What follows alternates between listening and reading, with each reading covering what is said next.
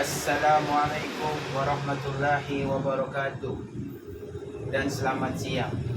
Perkenalkan, nama saya Martinun Adnan. Saya dari mahasiswa dari Universitas Khairul Ternate, Fakultas Keguruan dan Ilmu Pengetahuan, Program Studi Pendidikan Bahasa dan Sastra Indonesia.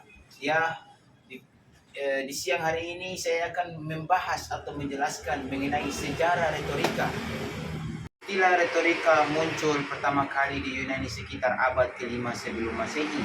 Saat itu merupakan masa kejayaan Yunani sebagai pusat kebudayaan barat, dan para filsuf saling berlomba untuk mencari apa yang mereka anggap sebagai kebenaran. Pengaruh kebudayaan Yunani ini menyebar sampai ke dunia timur seperti Mesir, India, Persia, Indonesia, dan lain-lain. Retorika mulai berkembang pada zaman Socrates, Plato, dan Aristoteles. Selanjutnya retorika berkembang menjadi suatu ilmu pengetahuan, dan yang dianggap sebagai guru pertama dalam ilmu retorika adalah Georgias pada tahun 480 sampai 370 sebelum Masehi.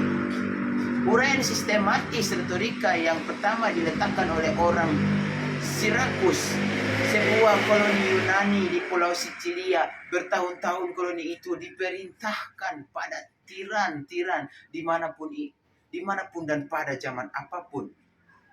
Senang menggusur tanah rakyat. Kira-kira tahun 465 sebelum Masehi, rakyat melancarkan revolusi, diktator ditumbangkan dan demokrasi ditegakkan. Pemerintah mengembalikan lagi tanah rakyat kepada pemiliknya yang sah untuk mengambil haknya. Pemilik tanah harus sanggup meyakinkan dewan juri di pengadilan.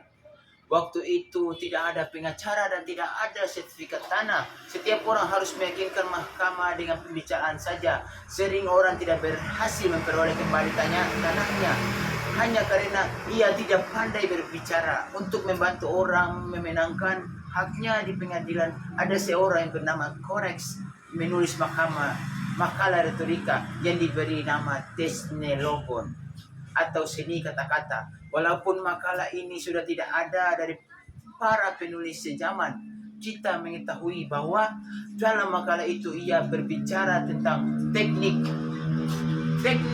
kemungkinan bila kita tidak dapat memastikan sesuatu. Mulailah dari kemungkinan umum. Misalnya, seorang kaya mencuri dan dituntut di pengadilan untuk pertama kalinya. Dengan teknik kemungkinan kita bertanya, mungkinkah seseorang yang berkecukupan mengorbankan kehormatannya dengan mencuri?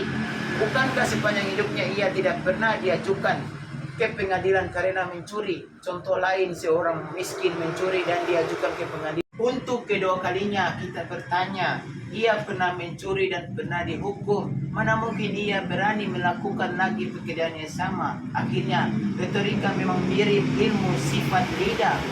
Tokoh-tokoh retorika klasik yang menonjol antara lain adalah Gorgias, Lysias, Phidias, Protagoras, dan Isokrates. Kelompok ini menyebut aliran retorika mereka sebagai kaum sofis.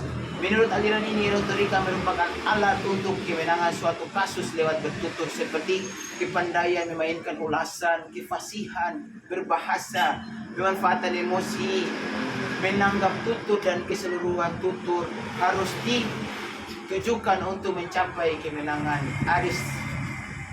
Aristoteles memberikan pengertian yang berbeda dan berlawanan dengan kaum sofis. Menurut filsuf terkenal ini, retorika adalah ilmu yang mengajarkan orang keterampilan menemukan secara persuasif dan objektif aliran pertama.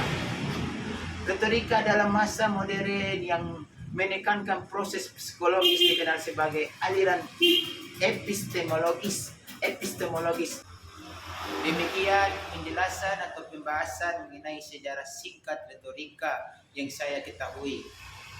Jadi retorika itu, kesimpulan di sini yang saya perlu jelaskan adalah, menurut saya retorika itu perlu kita pelajari. Karena apa? Di dalam retorika itu mengajarkan kita cara berbicara yang baik dan benar. Jadi wajib untuk dipelajari.